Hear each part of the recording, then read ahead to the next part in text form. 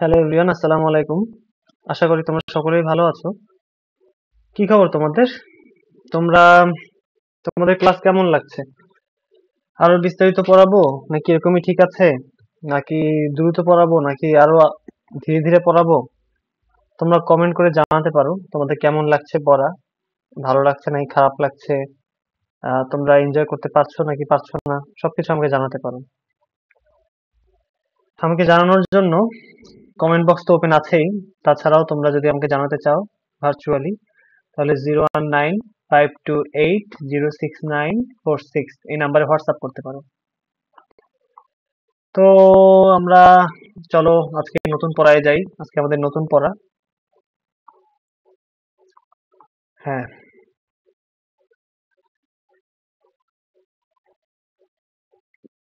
ওকে। আজকে আমরা কই থেকে পড়বো বলো তো? Golgi body. আচ্ছা, গলগি বডি কি আসলে বলো তো? গলগি বডি একটা অঙ্গাণু, তাই না? কোষের একটা অঙ্গাণু। এই গলগি বডি বা গলগি বস্তু, গলজি বস্তু, গলগি যেটা বলো দুইটাই আছে। প্রধানত প্রাণী কোষে পাওয়া যায়। প্রধানত প্রাণী কোষে পাওয়া যায়। কোথায় পাওয়া যায়? প্রধানত প্রাণী কোষে পাওয়া যায়। তবে অনেকদেরকে উদ্ভিদ কোষেও পাওয়া যায়। এখানে আর তেমন কিছু ইম্পর্টেন্ট পড়াশোনা নাই। এইটুকু জাস্ট করে রাখতে পারো যে এরা প্রোটিন সঞ্চয় করে রাখে। মনে রাখবা, প্রোটিন সংশ্লেষণ করে রাইবোজোম, আর প্রোটিন সঞ্চয় করে রাখে গলগি বডি। প্রোটিন সঞ্চয় আরো অনেকেই করে থাকে, বাট এটা ইম্পর্টেন্ট, এখান থেকে আর তেমন কিছুই নাই। আর মনে রাখতে পারো যে গলগি বডির সিস্টার্নি থাকে আর ভেসিকল থাকে। আচ্ছা, ভেসিকল মানে কি জানো? ওই যে আমাদের থলি আছে না, ভেজ ভেজ, থলি থলি, যেটার ভিতরে পানি থাকে, এটাকে বলে ভেসিকল, বুঝছো? তাহলে দেখো, এইগুলো এক একটা ভেজ। আর এই দুইটা তিনটা এরকম যদি একাধিক ভেজ থাকে তখন তাকে আমরা বলি ভেসিকল। ওকে, বুঝতে পারছো?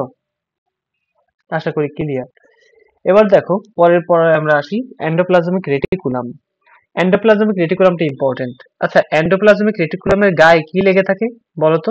এন্ডোপ্লাজমিক রেটিকুলামের গায়ে লেগে থাকে রাইবোজোম। তাই স্বাভাবিকভাবেই প্রোটিন সংশ্লেষণের ঘটনা ঘটে। কেন? কেন স্বাভাবিকভাবে এই কথাটা বললো বলতো? কারণ আমি একটু আগেই বলছিলাম যে রাইবোজোমের কাজ কি? রাইবোজোমের কাজই হচ্ছে প্রোটিন সংশ্লেষণ করা। দুঃখিত, ভুল জায়গায় আরো চলে গিয়েছে। তাহলে রাইবোজোমের কাজ কি? রাইবোজোমের কাজই হচ্ছে প্রোটিন সংশ্লেষণ করা। কোষে উৎপাদিত পদার্থগুলোর প্রবাহ পথ হিসেবে এন্ডোপ্লাজমিক রেটিকুলাম কাজ করে। ভালো কথা। এগুলো কখনো কখনো প্লাজমা মেমব্রেনের সাথে যুক্ত থাকে। দরকার নাই। তাই ধারণা করা যায় যে এক কোষ থেকে অন্য কোষে উৎসেচক এবং কোষ উৎপাদিত অন্যান্য দ্রব্যাদির মাধ্যমে চলাচল করে।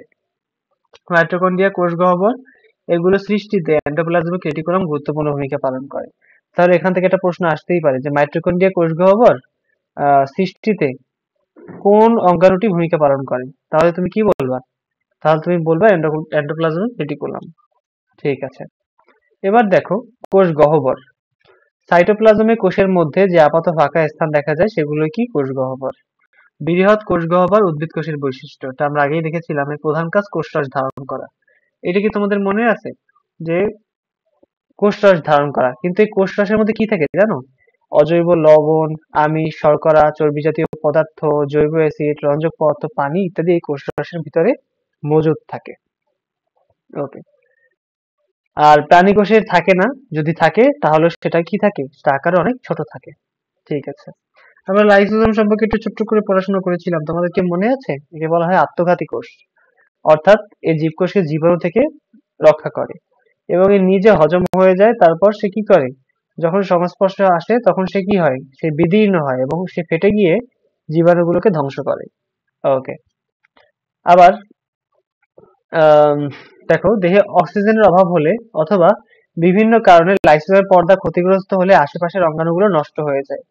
তার মানে লাইসোজোম একই সাথে ভালো কাজ তো করেই, সে একই সাথে কি করে? সে একই সাথে তোমার জীবাণু তো ধ্বংস করেই, কিন্তু মাঝে মাঝে অ্যাক্সিডেন্টালি কোষের বাকি অঙ্গাণুগুলাও কি করে? ধ্বংস করে ফেলে।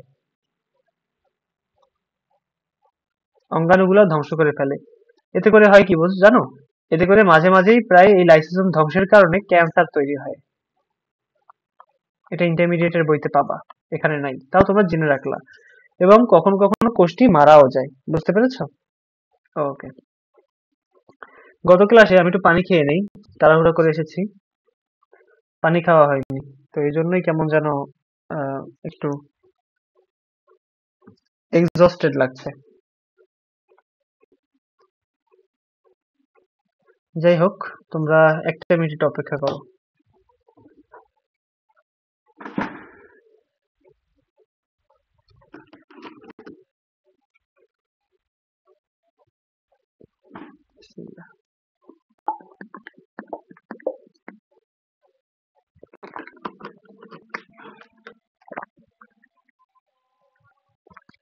ঠিক আছে, আমরা এতক্ষণ পড়লাম ঝিল্লি যুক্ত অঙ্গাণু। আর ঝিল্লিবিহীন অঙ্গাণু কি বলতো? আমরা ঝিল্লিবিহীন অঙ্গাণু তিনটা পড়েছিলাম, মনে আছে তোমাদের? এক নাম্বার হচ্ছে কোষ কঙ্কাল, এক নাম্বার হচ্ছে কোষ কঙ্কাল। দুই নাম্বার কি পড়েছিলাম? রাইবোজোম। তিন নাম্বার আমরা কি পড়েছিলাম? কেউ বলতে পারবা? সেন্ট্রোজোম। ঠিক আছে, এখন তুমি দেখো, আমরা এই তিনটা জিনিস কি মনে রাখবো? এই তিনটা জিনিস মনে রাখবো যাদের ঝিল্লি নাই। তারপরে বাকিদের কি আছে? ঝিল্লি আছে। এবার দেখো কোষ কঙ্কাল। কোষ কঙ্কাল কি বলতো? আমাদের কঙ্কাল মানে কি? আমরা কঙ্কাল মানে অনেকেই জানি যে আমরা যদি এটা মানব দেহ হই, এই মানব দেহ যদি আমরা হই, থাক অত ভালো করে আগার দরকার নেই। ধরো আমরা যদি মানব দেহ হই, মানব দেহের শরীরটাকে ধরে রাখে কি? কঙ্কাল না? কঙ্কাল ধরে রাখে না? এই কঙ্কালটা, এটা কোষের আবার এরকম কঙ্কাল আছে যে কঙ্কালটা ওদেরকে ধরে রাখে। বুঝতে পারছো? কোষের ভেতরে ঢুকলে প্রথমে কোষ কঙ্কাল নজরে পড়ে। আম, এটাকে তোমরা এভাবে করে দেখলে মনে হয় বুঝবা না, তোমাদেরকে তাও একটু দেখাই আনি। সাইটো স্কেলে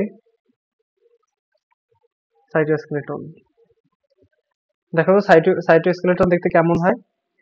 এই যে দেখো, এই কোষের ভেতরে ভেতরে যেটা তোমাদের বইতে দেখাই নাই, এই যে এই রকমের, দেখছো? এগুলো কিন্তু তোমাদের বইতে উজ্জ্বল দেখাই নাই। সাইটোস্কেলেটন দেখতে এরকমের হয়, বুঝতে পারছো? দেখো, এই রকমের হয়। এটা কিন্তু তোমার বইতে দেখাই নাই, কারণ দেখাবে কিভাবে? অনেক খিজিবিজি হয়ে যাবে না, এই জন্য দেখাই নাই। ওকে, তাহলে কোষ ঝিল্লি অতিক্রম করে কোষের ভেতরে ঢুকলেই প্রথমেই কোষ কঙ্কাল নজরে পড়বে। সেটি লম্বা, মোটা, চিকন মিলিয়ে অসংখ্য দড়ির মতো বস্তু, যা কোষের চারদিকে জালের মতো ছড়িয়ে ছিটিয়ে থাকে। কোষ কঙ্কালের ভেতর থেকে কয়েকটি কোষটিকে ধরে রাখে। এবং এই কোষ কঙ্কাল কি দেওয়া তৈরি হয় বলতো? কোষ কঙ্কাল অ্যাক্টিন, মায়োসিন, টিউবিলিন নামক প্রোটিন, এই তিনটাই গুরুত্বপূর্ণ প্রোটিন। ইন্টারমিডিয়েটে উঠলে তোমরা এগুলো সম্পর্কে বিস্তারিত জানতে পারবা। অ্যাক্টিন এক ধরনের প্রোটিন, মায়োসিন এক ধরনের প্রোটিন, টিউবিলিন আরেক ধরনের প্রোটিন। এরূপ প্রোটিন দিয়ে কোষ কঙ্কালের বিভিন্ন ধরনের তন্তু গঠিত হয়। মনে রাখবা, তন্তু গঠিতই হয় প্রোটিন দিয়ে। আমাদের যেমন মাসেলের ফাইবার তন্তু, ঠিক আছে? আবার উদ্ভিদের তন্তু কিন্তু অন্য জিনিস, সেটা কিন্তু আবার সেলুলোজ দিয়ে তৈরি হয়। বাট তন্তু বা মাসেল, আমরা যেগুলোই কথা বলি না কেন, এগুলো তৈরি হয় কি দিয়ে? এগুলো তৈরি হয় প্রোটিন দিয়ে। এবার এইটা হচ্ছে, এই কোষ কঙ্কাল আবার তিন ভাগে বিভক্ত, বা এটা তিন প্রকার। একটা হচ্ছে মাইক্রোটিবিউল, মাইক্রোফিলামেন্ট এবং ইন্টারমিডিয়েট ফিলামেন্ট। এই ধরনের তন্তুর উদাহরণ, তার মানে এই তিনটা তন্তু কার উদাহরণ? কোষ কঙ্কালের উদাহরণ। ঠিক আছে, এবার আমরা আসি রাইবোজোম। রাইবোজোম কি? আমরা রাইবোজোমকে প্রথমেই বলেছিলাম এখানে প্রোটিন সংশ্লেষণে সাহায্য করে না, প্রোটিন সংশ্লেষণ করে। ওকে, এবং এটা উদ্ভিদ প্রাণী দুই ধরনের ইসেই দেখা যায়। আবার এটা নিম্ন শ্রেণীর পাশাপাশি উচ্চ শ্রেণীর পাশাপাশি নিম্নতেও দেখা যায়। আমরা মনেরায় পড়েছিলাম রাইবোজোম থাকে, পড়েছিলাম নিম্ন প্রাণীতেও থাকে। এই ঝিল্লিবিহীন বা পর্দাবিহীন অঙ্গাণুটি প্রোটিন সংশ্লেষণে সাহায্য করে। এবং আমরা প্রোটিনের পলিপেপটাইড চেইন আছে, জানো? প্রোটিনের পলিপেপটাইড চেইন কি রকমের? একটা একটা মনে করে অ্যামিনো অ্যাসিড যুক্ত হতে হতে, দাঁড়াও, হ্যাঁ, একটা অ্যামিনো অ্যাসিড যুক্ত হতে হতে হতে হতে হতে হতে হতে হতে এরকম পলিপেপটাইড চেইন তৈরি করে। বুঝতে পারছো? এরকম পলিপেপটাইড চেইন তৈরি করে, এবং এই সংযোজন এই রাইবোজোমে হয়ে থাকে। বুঝতে পারছো? এই পলিপেপটাইড চেইন কোথায় হয়? রাইবোজোমে হয়। এছাড়াও রাইবোজোম এ কাজে প্রয়োজনীয় উৎসেচক সরবরাহ করে থাকে। প্রয়োজনীয় উৎসেচক মানে কি? এনজাইম সরবরাহ করে থাকে। উৎসেচক বা এনজাইম এর কাজ হলো কি? প্রাণ রাসায়নিক বিক্রিয়ার গতি বাড়িয়ে দেওয়া। এনজাইমের কাজই হচ্ছে কোনো কিছুকে বাড়িয়ে দেওয়া অথবা কমিয়ে দেওয়া, এটা মনে রাখবা। মাইটোকন্ড্রিয়ার ম্যাট্রিক্স মনে আছে?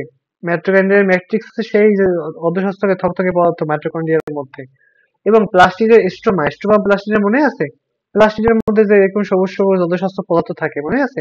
ওইটাকে বলে মানে সোজা কথা দুইটাই হচ্ছে অর্ধস্বচ্ছ থকথকে পদার্থ।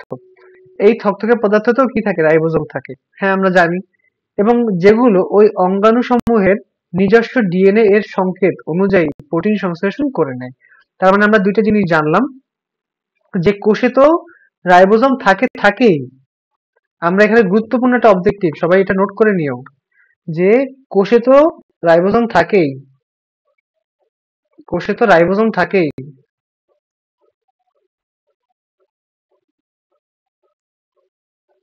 থাকেই।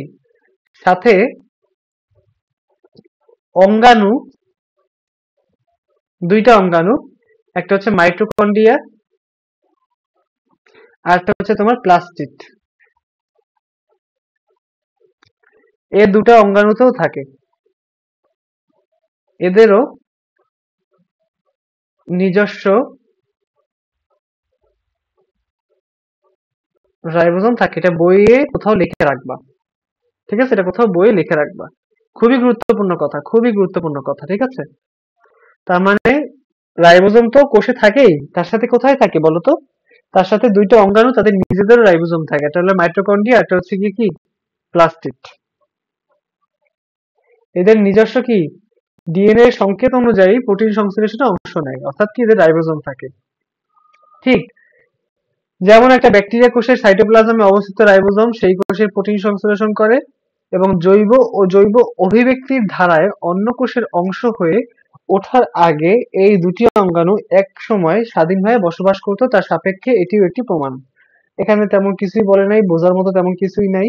জাস্ট বলছে যে ব্যাকটেরিয়া আর উন্নত জাতের যে প্রাণী, তাদের দুইজনের মধ্যে যেহেতু রাইবোজোম থাকে, তার মানে এইটা একটা প্রমাণ যে উন্নত থেকেই আমরা আস্তে আস্তে অনুন্নত থেকেই আমরা আস্তে আস্তে উন্নতর দিকে পৌঁছেছি।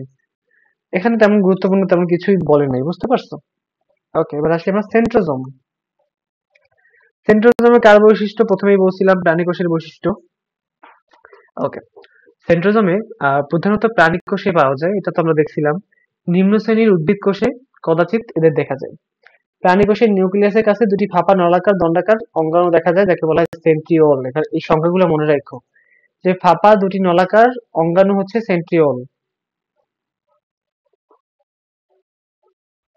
আর সেন্ট্রিওলের চারদিকে গাঢ় যে তরল থাকে তাকে বলা হয় সেন্ট্রোস্ফিয়ার। আর এই সেন্ট্রোস্ফিয়ার আর সেন্ট্রিওলকে নিয়ে হয় সেন্ট্রোজোম। এখন আমরা দেখবো যে আসলে এই সেন্ট্রোজোমের কাজ কি। সেন্ট্রোজোমে থাকা সেন্ট্রিওল কোষ বিভাজনের সময় অ্যাস্টার রে তৈরি করে। তোমাদের কি কারো অ্যাস্টার রে কথা মনে আছে? তোমাদের কি মনে আছে আমরা স্পিন্ডাল যন্ত্র ছিল এরকমের, এরকম স্পিন্ডাল যন্ত্র ছিল কোষের মধ্যে, সেই স্পিন্ডাল যন্ত্র থেকে স্পিন্ডাল তন্তু বের হইতেছিল।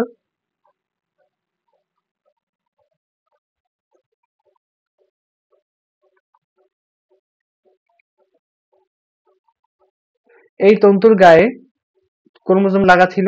তোমাদের কি কারো মনে আছে? সেই অনুযায়ী আমরা নাম দিয়েছিলাম ভি, এল, জে, আই, অ্যাক্টোসেন্ট্রিক, মনে আছে এগুলা? ওকে, তাহলে এইটা কে তৈরি করে বলতো? এগুলা কে তৈরি করে? এগুলা স্পিন্ডাল যন্ত্র সৃষ্টিতে সাহায্য করে কে? সেন্ট্রোজোম। মন থাকবে, আশা করি মন থাকবে। এবং বিভিন্ন ধরনের ফ্লাজেলা তৈরিতেও কি করে? এরা সাহায্য করে। এই বিভিন্ন ধরনের ফ্লাজেলা, ফ্লাজেলা মানে কি জানো? ফ্লাজেলা মানে লেজ। কার লেজ বলতো? শুক্রাণুর লেজ। শুক্রাণুর লেজ। এবার আমরা পড়া আলটিমেটলি আমরা কোথায় আসছি? নিউক্লিয়াসে। বাইরে একটু খাওয়া দাওয়া করেছিলাম তো, হয়তোবা ওই জন্য প্রচুর পরিমাণে পানির পিপাসা পাচ্ছে। কারণ দেখা যায় বাইরে পানি খাওয়া হয় না। বিসমিল্লাহ।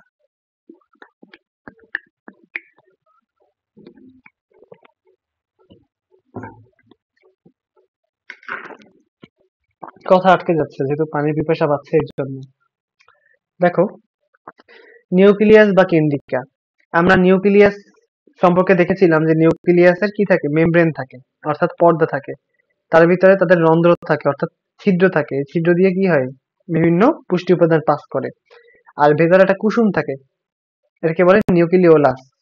আর ভেতরে যে অধঃস্বচ্ছকে মানে থকথকে পদার্থ থাকে তাকে বলা হয় নিউক্লিওপ্লাজম। আর ভেতরে যে তোমার এরকম যে আমাদের এই রেটিকুলাম গুলোর মধ্যে থাকে পেঁচানো পেঁচানো, এটাকে বলে নিউক্লিয়াস রেটিকুলাম বা নিউক্লিয়ার রেটিকুলাম। ওকে,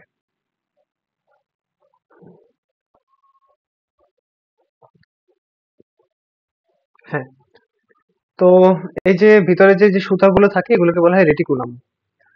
তারপর নিউক্লিয়াস বংশগতি। হ্যাঁ, এখানে তেমন কিছু নাই, একটা গুরুত্বপূর্ণ কথা আছে এখানে যে তোমার দেখো, দেখো যে সিপ কোষ এবং লোহিত সিপ কোষ থাকে উদ্ভিদে এবং লোহিত রক্তকণিকা প্রাণীতে, এদের কি নাই, এদের নিউক্লিয়াস থাকে না। আর নিউক্লিয়াসের বংশগতির বৈশিষ্ট্য নিহিত থাকে, এটা তো আমরা জানি কারণ নিউক্লিয়াসে ক্রোমোজোম থাকে। এটি কোষে সংঘটিত বিভাগীয় কার্যাবলী সব ক্রিয়া বিক্রিয়া নিয়ন্ত্রণ করে। ওকে, এবার সুগঠিত নিউক্লিয়াসের অংশগুলো এগুলো সম্পর্কে তোমাদের পড়াবো।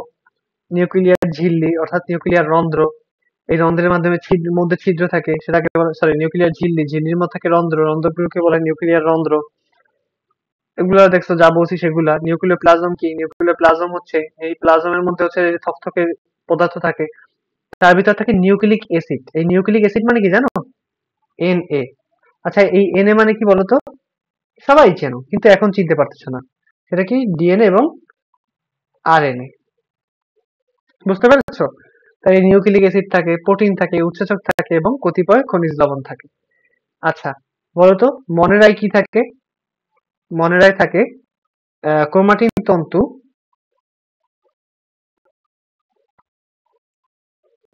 যেখানে শুধুমাত্র ডিএনএ থাকে। ঠিক আছে, দেখলাম তোমাদের মনে আছে কিনা। এরপর ক্রোমাটিন জালিকা। ও আচ্ছা, নিউক্লিওলাস। নিউক্লিওলাসটার মধ্যে গুরুত্বপূর্ণ কিছু অবজেক্টিভ আছে, আমরা একটু সিরিয়াসলি দেখবো। নিউক্লিয় প্লাজমের মধ্যে ক্রোমোজোমের সাথে সংলগ্ন গোলাকার বস্তু থেকে নিউক্লিওলাস বা কেন্দ্রিকাণু বলে। এগুলো সব সংজ্ঞার জন্য দরকার, সবগুলো সংজ্ঞার জন্য মুখস্থ করবা। ক্রোমোজোমের রংগ্রাহী অংশের সাথে এরা লেগে থাকে। রংগ্রাহী ক্রোমোজোম, এই ক্রোমো মানে কি জানো? ক্রোমো মানে কালার। তার মানে কি, যে ক্রোমের মানে যে জোমের ক্রোম আছে অর্থাৎ কালার আছে তাকে আমরা ক্রোমোজোম বলি। ঠিক আছে, এইভাবে করে মনে রাখতে পারি। ক্রোমো মানে কালার, তার মানে এই যে রংগ্রাহী একটা অংশ আছে। এবং এই নিউক্লিয় প্লাজম কি করে বলতো? এরা আরএনএ ও প্রোটিন দিয়ে তৈরি হয়। তার মানে নিউক্লিওলাস, এই যে নিউক্লিওলাস, এটা নিউক্লিয়াসের মধ্যে যে যে নিউক্লিওলাসটা, এটা কি দিয়ে তৈরি বলতো? আরএনএ প্লাস প্রোটিন দ্বারা তৈরি। ওকে, এরা রাইবোজোম সংশ্লেষণ করে। তাহলে রাইবোজোম কি আচ্ছা, এটা একটা গুরুত্বপূর্ণ কথা, এটা রাইবোজোম সংশ্লেষণ করে। আচ্ছা বলতো নিউক্লিওলাস, ওহো,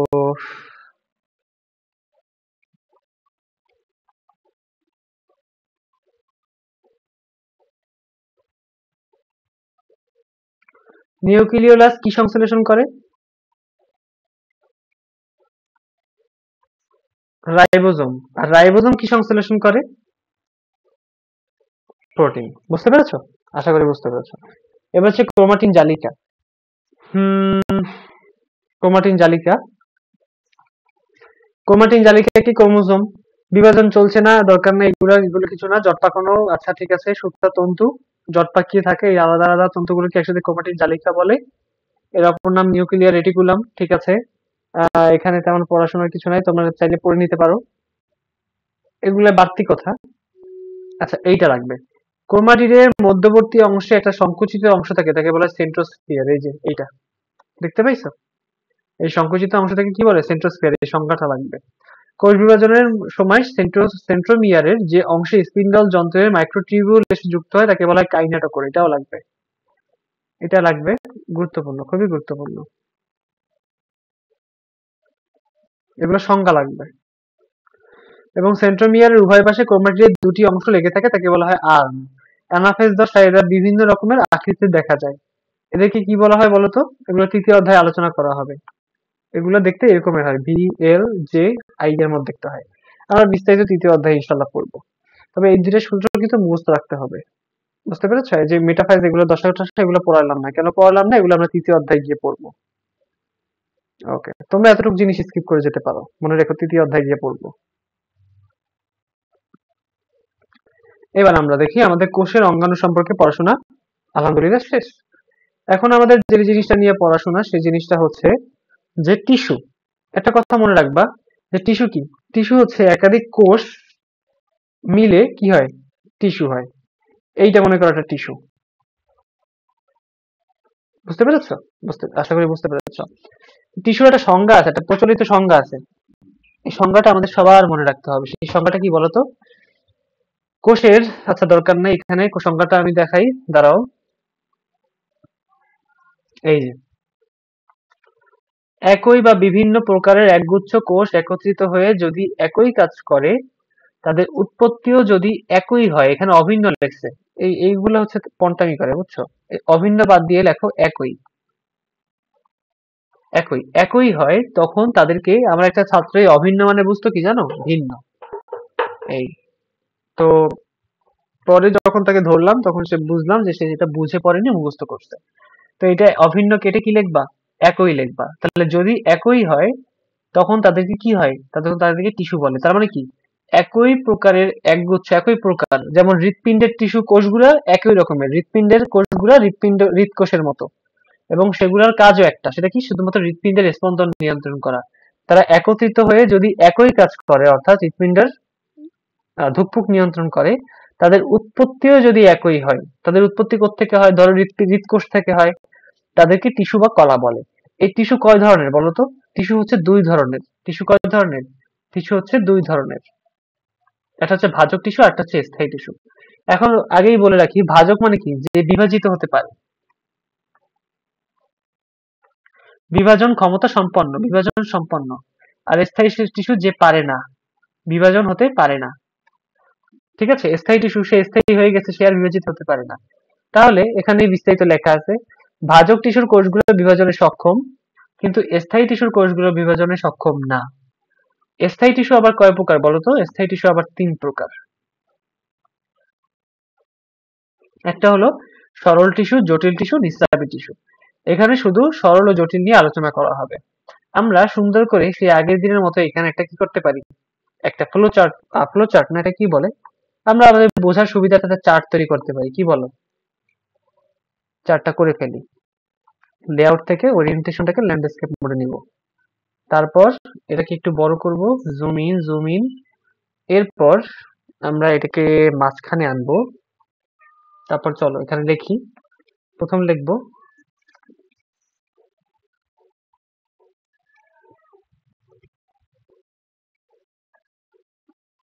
টিস্যু,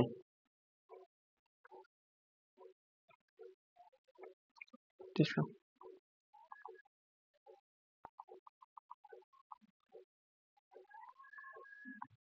টিস্যু। ওকে।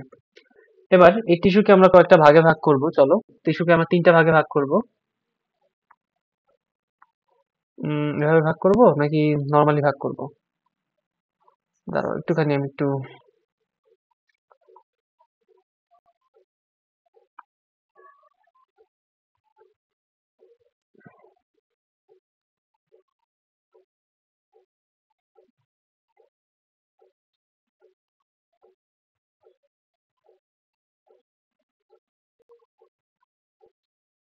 না, আমি এখানে আমার প্রয়োজনীয় কিছুই পাচ্ছি না। দুঃখিত, এটা আমি চাই না।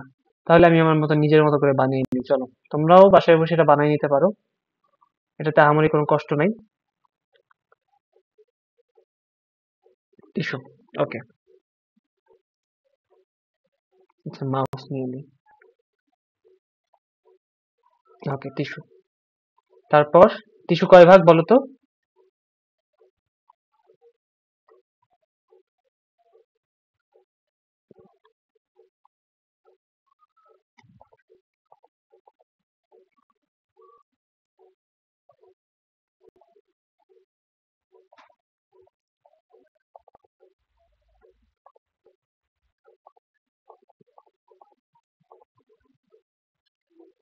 আমি একটু পারদর্শী কম তো।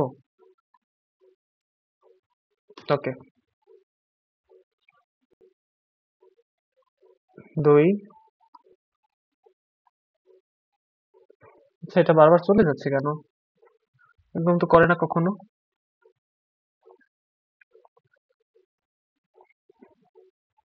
তিন। ওকে। তাহলে এখানে আমরা টেক্সট বক্সে লিখে ফেলি। হুম। একটা টেক্সট বক্স। এখানে প্রথম টিস্যু হচ্ছে কি ছিল আমাদের? জটিল টিস্যু এবং ভাজক টিস্যু এবং স্থায়ী টিস্যু। আমরা তো তিনটে দিয়ে ফেললাম রে। আম, আচ্ছা দাঁড়াও, আমরা একটু সময় নিয়ে এগুলো সব ক্যান্সেল করে ফেলি।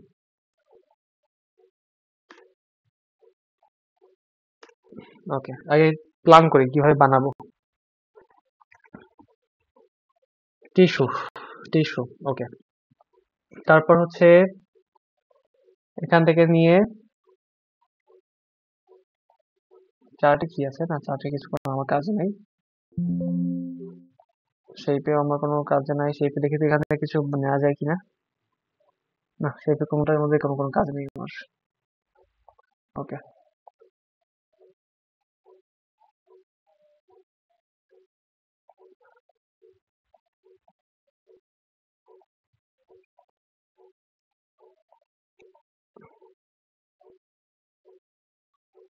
টিস্যু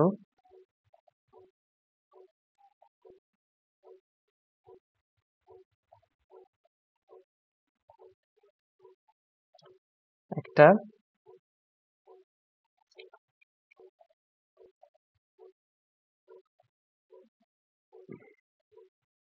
দুইটা।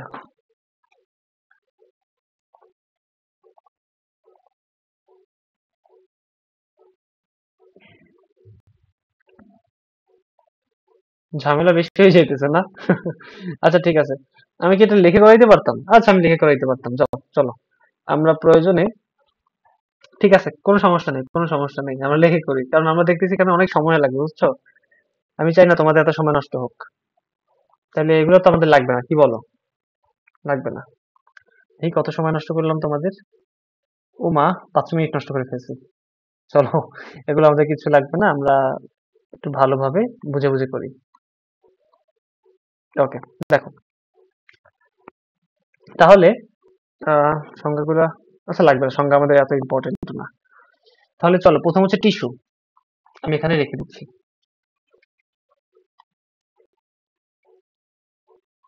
প্রথম কি? টিস্যু। তোমরা খাতায় এভাবে করে লিখবে, বুঝছো? একটা হচ্ছে জটিল টিস্যু, সরি ভাজক টিস্যু, আর একটা হচ্ছে স্থায়ী টিস্যু। আমরা এবার পড়বো স্থায়ী টিস্যু।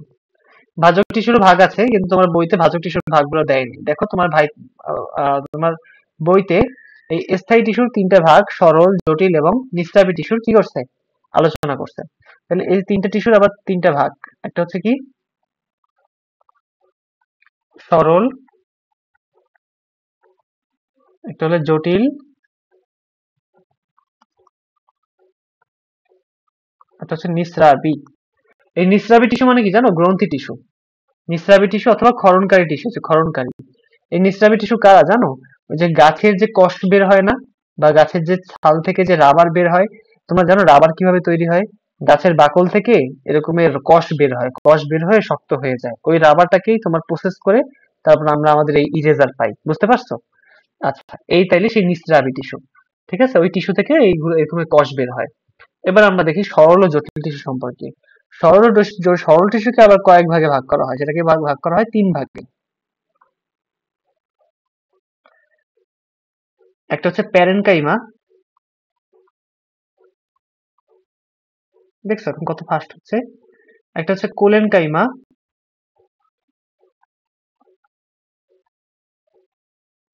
আর একটা হচ্ছে স্ক্লেরেনকাইমা।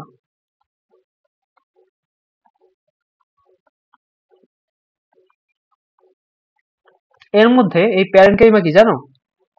এই প্যারেনকাইমা হচ্ছে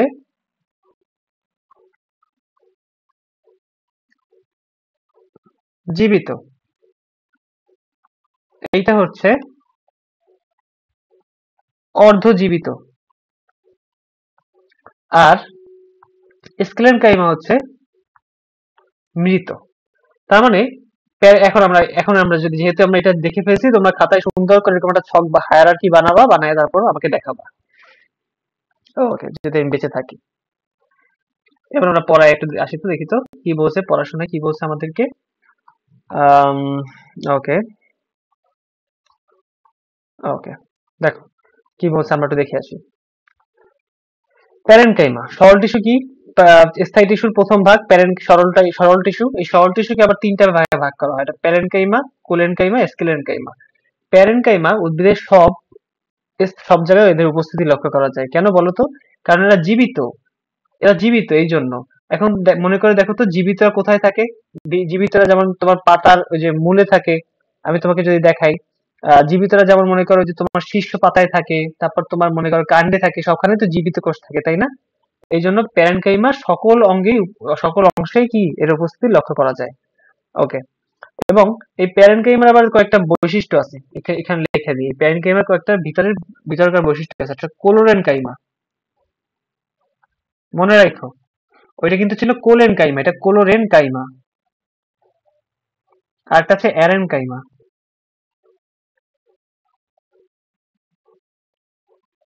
আর একটা আছে অ্যারেনকাইমা।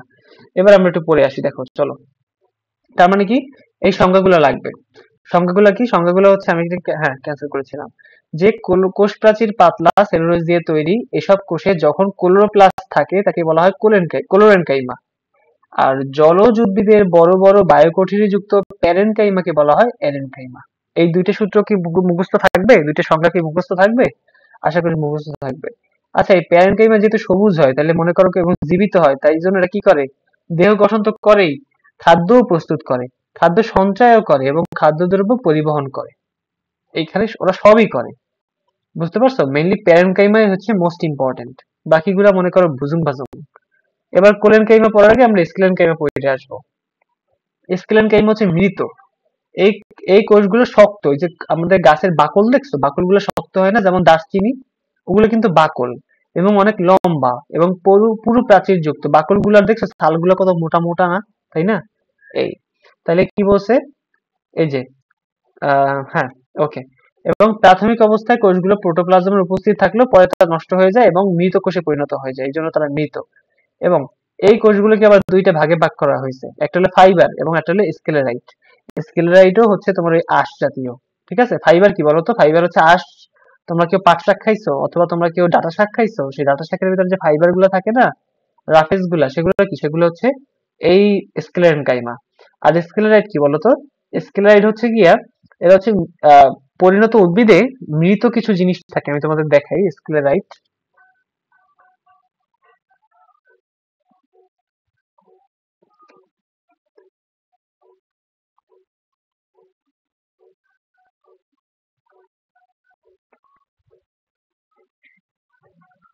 দেখো, এই দেখো, স্ক্লেরাইট হচ্ছে এই যে, এই যে তোমার এই যে খোসাগুলো না, খোসা, শক্ত খোসা খোসা, এই শক্ত খোসাগুলা কি? স্ক্লেরাইট। বুঝতে পারছো? আর তোমার হচ্ছে ফাইবার, ফাইবার তো বোঝোই তোমরা, ফাইবার মানে আঁশ।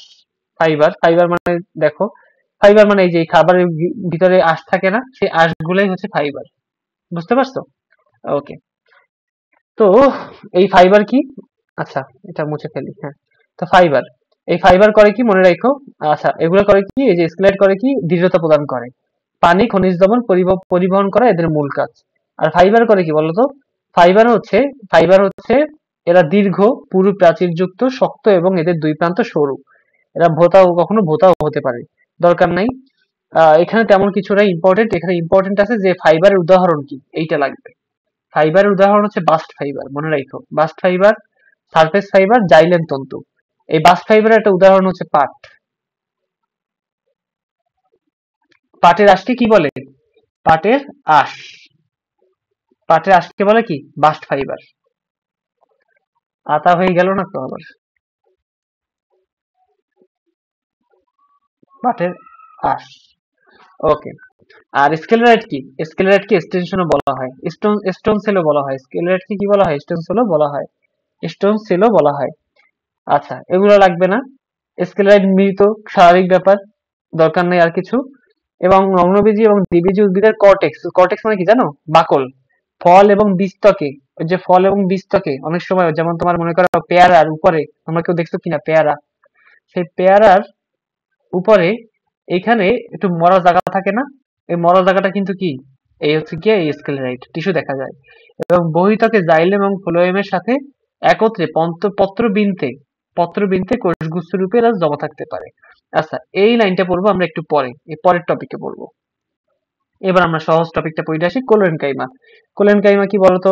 কোলেনকাইমা এক ধরনের বিশেষ প্যারেনকাইমা দিয়ে তৈরি, মানে প্যারেনকাইমের এটা ভাগ। কোষ প্রাচীরে সেলুলোজ পেকনিন জমা হয়ে পুরু হয়ে কোনাগুলো কে পাশের প্রাচীরের অধিক মোটা দেখায়।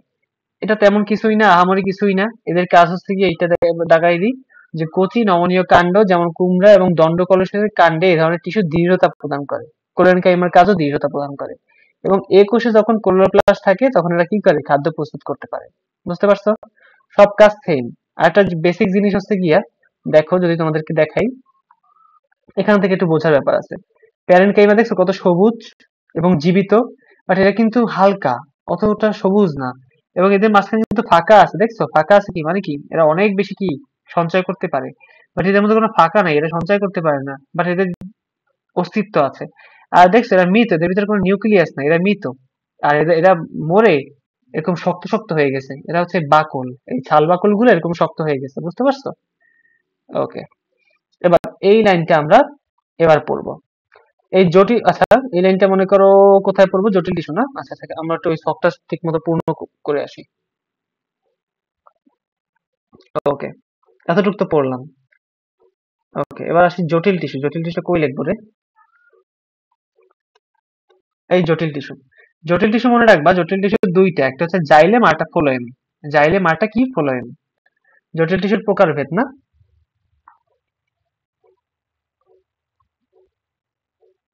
জটিল টিস্যুর প্রকারভেদ, একটা হচ্ছে জাইলেম আর একটা হচ্ছে ফ্লোয়েম। এগুলো কিন্তু সব খাতায় লিখবা। ওকে, জাইলেম কি বলতো? একটা জিনিস মনে রাখবা, সারা জীবন আমাকে মনে থাকবে আশা করি। জতে জল, তার মানে জাইলেমে জল, আর ফ্লোয়েমে ফল।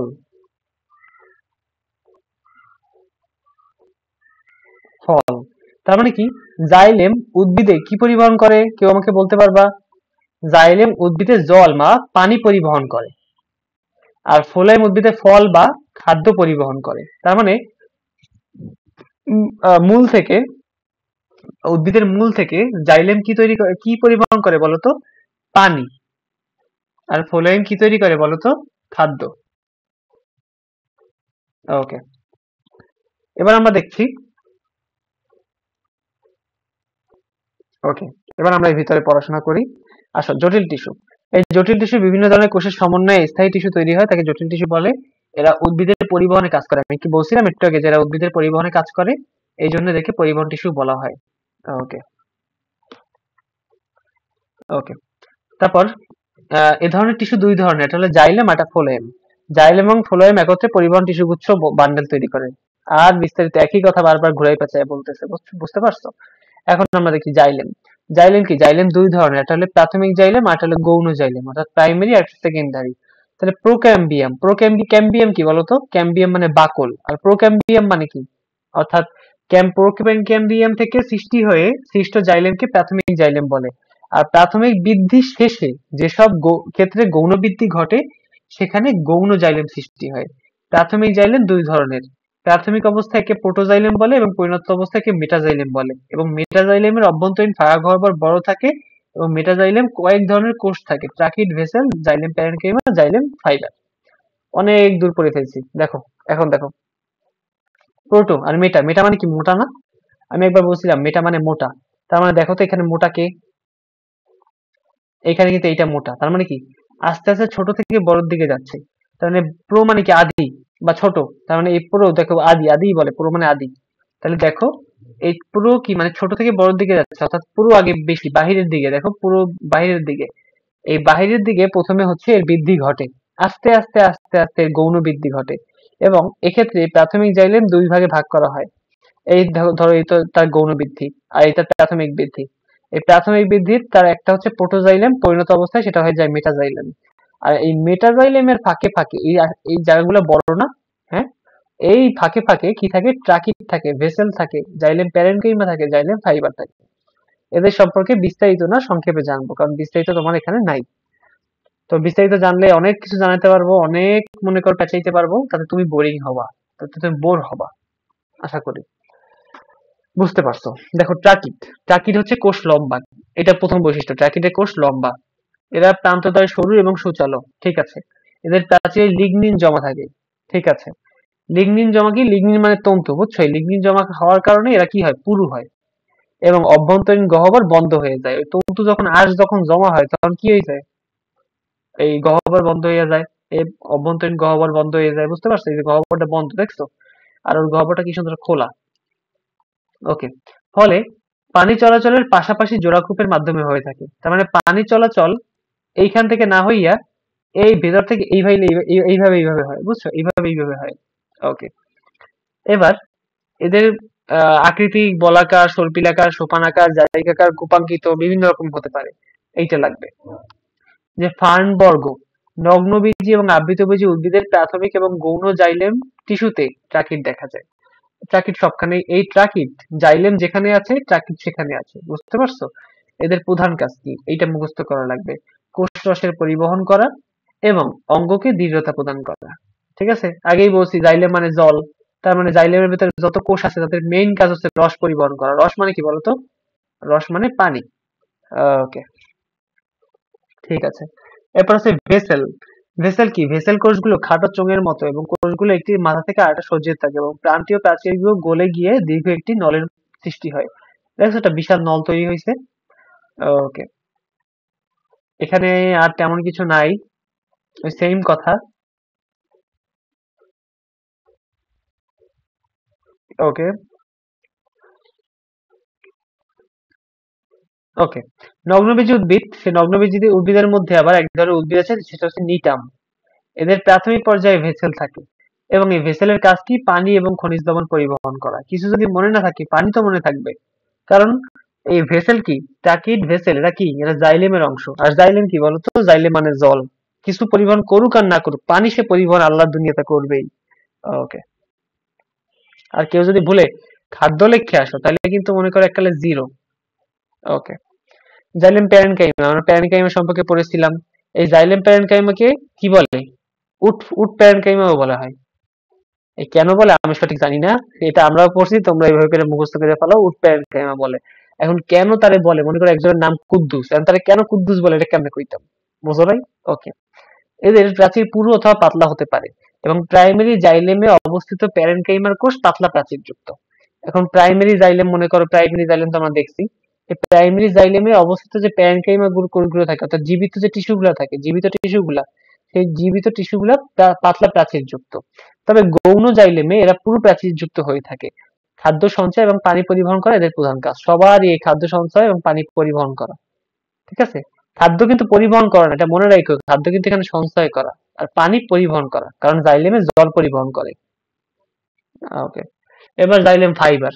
জাইলেমে অবস্থিত স্কেলেন কাইমা, মনে রাখো এই ফাইবার মানে কি? ফাইবার কিন্তু স্কেলেন কাইমা। স্কেলেন কাইমা মৃত কোষ, আর ফাইবার থাকে মৃত কোষে। কোষই হচ্ছে প্রথম জাইলেম ফাইবার, এদেরকে উড ফাইবার বলা হয়। এখন আমরা জিজ্ঞেস করো না কেন উড ফাইবার বলা হয়? এই কোষগুলো লম্বা, সরু, পরিণত কোষে প্রোটোপ্লাজম থাকে না বলে এরা মৃত। ঠিক আছে, খুব ভালো কথা। এরা যান্ত্রিক শক্তি যোগায়। যান্ত্রিক শক্তি মানে কি জানো? ওকে ধরে রাখে, উদ্ভিদটাকে শক্ত করে ধরে রাখে। ওকে, এদের কাজ হচ্ছে এই আবার পানি পরিবহন করা আর খাদ্য পরিবহন না, বরং খাদ্য সঞ্চয় করা এবং যান্ত্রিক শক্তি প্রদান করা। শেষ। এবার আমরা দেখবো ফ্লোয়েম। এই ফ্লোয়েম কি? ফ্লোয়েম হচ্ছে উদ্ভিদের কাণ্ডে এরা জাইলেমের সাথে একত্রে পরিবহন টিস্যুগুচ্ছ তৈরি করে। ওদের যেমন tracheid, vessel, xylem parenchyma, xylem fibre ছিল, ওদেরও সেরকমের জিনিস থাকে, যেমন সিগনল, সঙ্গী কোষ, ফ্লোয়েম প্যারেনকাইমা, ফ্লোয়েম ফাইবার। ঠিক আছে, এগুলো নিয়ে ফ্লোয়েম টিস্যু গঠিত হয়। তাহলে জাইলেম যেমন খাদ্যের কাঁচামাল পানি সরবরাহ করে বা পরিবহন করে, ফ্লোয়েম তেমনি পাতায়, তাহলে কি ফ্লোয়েম তেমনি পাতায় কি তৈরি করে? খাদ্য দেহের বিভিন্ন স্থানে পরিবহন করে। তার মানে ফ্লোয়েম করে কি? খাদ্য পরিবহন করে। জাইলেম করে কি? পানি পরিবহন করে। জাইলেম কি করে? জল বা পানি, আর ফ্লোয়েম ফল বা খাদ্য। ওকে, এবার দেখো এই সিগন্যাল কি রকমের লম্বা, সঙ্গী কোষ কি রকমের চাপা চাপা, তারপর ফ্লোয়েম প্যারেনকাইম, এগুলো অত ইম্পর্টেন্ট না। দেখো সিপ কোষ দেখো, এগুলো বিশেষ ধরনের কোষ। আচ্ছা, এখানে তেমন কিছুই নাই ইম্পর্টেন্ট। ওকে, পাতায় প্রস্তুত খাদ্য উদ্ভিদের বিভিন্ন অংশে পরিবহন করে এদের কি কাজ? প্রধান কাজ। ওকে, এতটুকু লাগবে। সঙ্গী কোষ কি? সঙ্গী কোষ ওরকমের সেম কোষ, এটা তেমন ইম্পর্টেন্ট কিছু নাই এখানে, দরকার নাই, এগুলা থেকে আসবে না। ফ্লোয়েম প্যারেনকাইমা কেমন দেখো, ফ্লোয়েমে উপস্থিত প্যারেনকাইমা কোষগুলো ফ্লোয়েম প্যারেনকাইমা, যে মানে যে লাউ সেই কদুই। এদেরও কাজ হচ্ছে খাদ্য সঞ্চয় করা এবং খাদ্যে পরিবহনে সাহায্য করা। মনে রাখো, খাদ্য সঞ্চয় করে কিন্তু খাদ্য পরিবহন করে, এখানে কিন্তু পানি পরিবহন করে না, খবরদার। এখানে একটা গুরুত্বপূর্ণ লাইন হচ্ছে যে ফার্ন জাতীয় উদ্ভিদ, নগ্নবীজী উদ্ভিদ, দ্বিবীজী উদ্ভিদ ফ্লোয়েম টিস্যুতে ফ্লোয়েম প্যারেনকাইমা থাকে। কারণ কি, এদেরকে জীবিত, প্যারেনকাইমা জীবিত কোষ, তার মানে এই জীবিত কোষগুলো থাকে। একবীজপত্রী উদ্ভিদে ফ্লোয়েম প্যারেনকাইমা থাকে না, এইটা মনে রাখতে হবে। তাহলে কোথায় প্যারেনকাইমা থাকে না? একবীজপত্রী উদ্ভিদে। আচ্ছা, একবীজপত্রী উদ্ভিদ কি? যেমন এই দেখো, এই দ্বিবীজপত্র, এটাকে বলে দ্বিবীজপত্রী। আর একবীজপত্রী যার কোনো বীজপত্র নাই তাকে বলা হয় একবীজপত্রী বা একটা বীজপত্র আছে। দ্বিবীজপত্রী মনে করো ছোলা, দুইটা বীজপত্র আছে বা ডব্লিউ ডাই। আর যার একবীজপত্র, যার একটাই মাত্র পত্র, সে কি একবীজপত্রী উদ্ভিদ। তাদের কি থাকে না? ফ্লোয়েম প্যারেনকাইমা থাকে না। এবার ফাইবার, ফ্লোয়েম তন্তু বা ফাইবার। স্ক্লেরেনকাইমা কোষ সমন্বয়ে, এই যে ফাইবার, ফাইবার মানে স্ক্লেরেনকাইমা অর্থাৎ মিলিত। এই তো আর কি বলবো। এই যেমন পাটের আঁশ দেখছো, এই পাটের আঁশ এক ধরনের বাস্ট ফাইবার। তোমাকে আমি এই স্ক্লেরেনকাইমা পড়ানোর সময় বলছিলাম বাস্ট ফাইবার। পাটের আঁশ এক ধরনের কি বাস্ট ফাইবার। উদ্ভিদের অঙ্গের গৌণ বৃদ্ধির সময় এই ফাইবার উৎপন্ন হয়। গৌণ বৃদ্ধি মানে কি বলতো? পাশি বৃদ্ধি। উদ্ভিদ যখন মোটা হয়, মোটা মোটা, তখন কি হয়? এই বাস্ট ফাইবার উৎপন্ন হয়। ওকে, ওকে, ওকে, ওকে, ওকে, ওকে, ঠিক আছে। তাহলে আজকে মনে হয় পড়াটা একটু বোরিং ছিল না? এই বোটানির পড়া এরকম বোরিং, বুঝছো? এটা আমার দোষ না, আমার নিজেরও পড়া একটু বোরিং লাগে, কি করবো, আর কিছু করার নেই। তো আগামী দিন আমরা প্রাণীর এই প্রাণী টিস্যু নিয়ে আলোচনা করব। প্রাণীর যাই পড়ো, প্রাণীর সবকিছুই মজা। তো ইনশাল্লাহ দেখা হবে আগামী ক্লাসে। আর আজকে আমি একটু বাইরে গেছিলাম, বাহির থেকে এসেই কি করব খুঁজে পাচ্ছিলাম না, তখন ভাবলাম যে এটা ক্লাস নিয়েই ফেলি। তো এই জন্য ঠাস করে এসেই বসে পড়লাম, যার কারণে আমিও প্রস্তুত ছিলাম না mentally, physically. That is why আর কি। দেখা গিয়েছে যে আমি অতটা ডেলিভার আজকে হয়তো বা করতে পারিনি, তোমাদেরকে বুঝাইতে ততটা সক্ষম হইনি। তো তোমরা আশা করি বুঝবা। আর এই শখটা প্লিজ প্লিজ প্লিজ তোমরা খাতায় একটা এ4 পেপারে এটা করে ফেলবা। এগুলো লেখা লাগবে না, জাস্ট এই শখটা তোমাদের মনের মাধুরী মিশিয়ে তোমরা কমপ্লিট করে ফেলবা। ঠিক আছে? ওকে, দেখা হবে আগামী পর্বে। সবাইকে আসসালামু আলাইকুম। ভালো থাকবা, সুস্থ থাকবা, সুন্দর থাকবা।